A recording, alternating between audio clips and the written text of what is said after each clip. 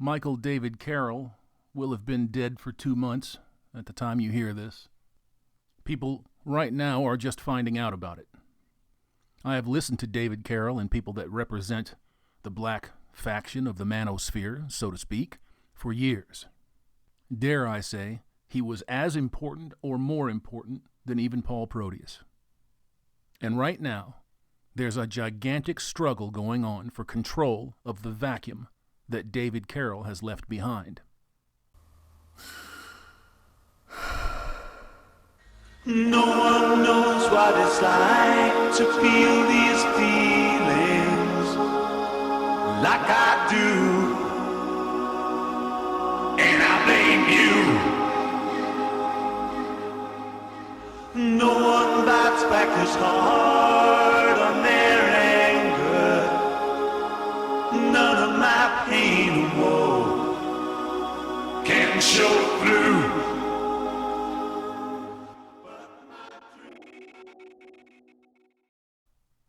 I was a frequent contributor to the monetary end of the whole.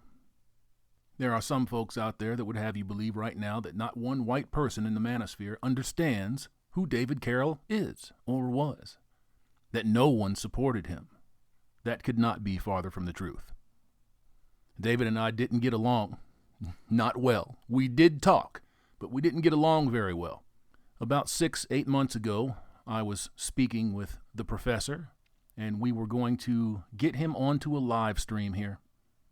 But as it happens in life, sometimes life gets in the way. Cause and effect, gentlemen. Cause and effect. Don't wait till tomorrow to do what you can do today. My first inclination was not to make this video at all, because of the reaction that it's probably going to get by certain sectors of people that include themselves in the manosphere that probably shouldn't be here. Number one, extremely hateful, ignorant, arrogant humans, be they black or white. And of course, the usual suspects, the Cynthia G's, the swirlers, and the beta male stalkers out there, they're doing a victory lap. And I don't think that they understand what an actual victory lap is. Once again, men, that's called cause and effect. I've been following David Carroll for about 6, maybe 7 years, and he has been a thorn in the side of the establishment's wish to keep blacks and the black race in their back pocket, blowing their fucking brains out and killing their kids for as long as that establishment has been around.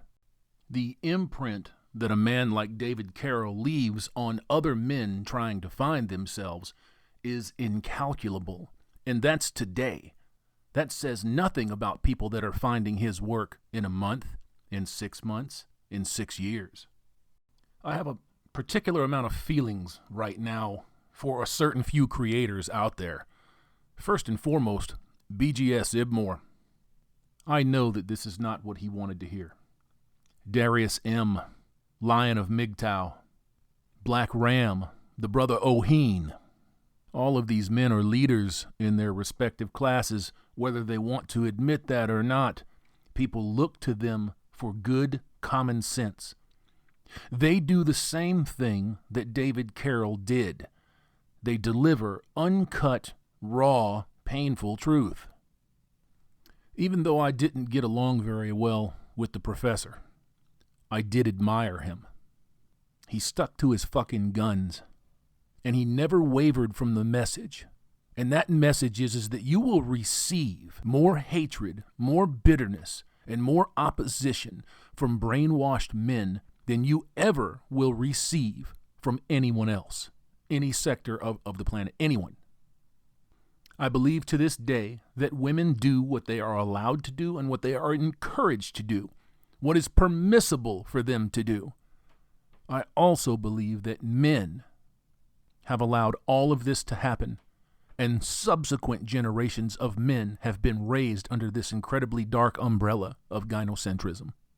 When you are raised without rights, when you are raised without a sense of self, when you are raised to hate and despise your heritage and your beginnings, your middles and your ends, you are going to be a slave to whomever holds the whip.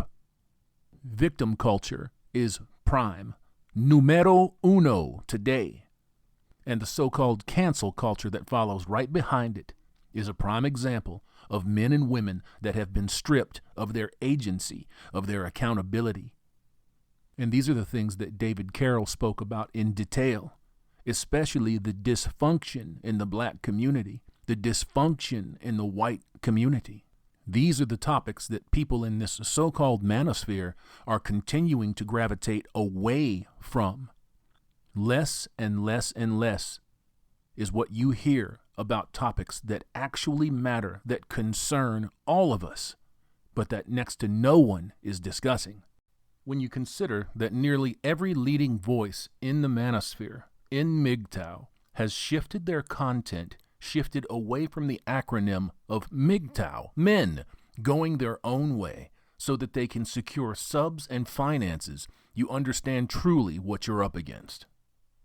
There aren't a handful of men on this subject that speak with any type of conviction whatsoever that exist in this world right now today. In the last 18 months, I've seen more so-called manosphere content channels, MGTOW channels, former MGTOW channels, go over 100,000 subs, 150, 200, 300,000 subs, than we have seen in the entirety of this sphere's history. And it's not coincidental at all that all of those content creators have changed or modified their ability to stay on YouTube and dilute and water down the actual message. This is something that David Carroll never did, and that's why I respected him. David Carroll went through channel after channel after channel after channel, tirelessly on platform after platform after platform, having thousands of videos struck down. And like the old man used to say, I can do this shit in my sleep. It ain't nothing for me to put out a video, to do a hole. These people that are dancing on the grave of a perceived enemy do not understand the significance of that action or what it means. These people think that men like David Carroll were their enemy and they were there to be destroyed and vanquished. When the reality is that men like David remind them of who they used to be or never were.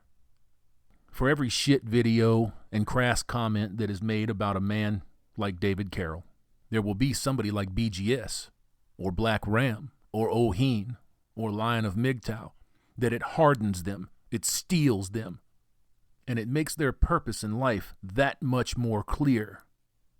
We didn't lose David Carroll. We gained a legend.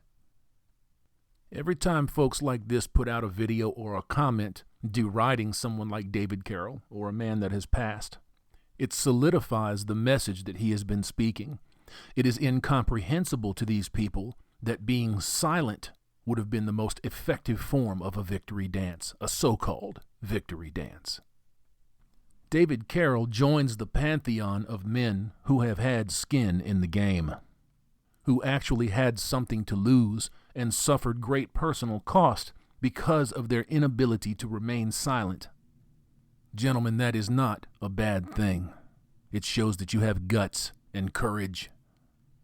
I would be remiss if I did not mention Obsidian and Brian Solange, two men that have earned their place in the black manosphere, the manosphere in general, I'll say that. There will be no way to replace David Carroll and what he brought to the table. You can only add to the legacy of men like Carroll by honoring what they stood for. And in the case of the professor, it was truth, raw, honest, and uncut, untainted by social doctrines, unencumbered by the soy, and unwilling to compromise on any of the aforementioned. David Carroll was and is a titan when it comes to racial, social, and political issues that surround men and the things that are wrong with men today. Like Paul Proteus, Vincent MGTOW, Archangel, Renegade One, and the countless other men that have come before him, the professor has entered the realm of the untouchable. Rest in peace.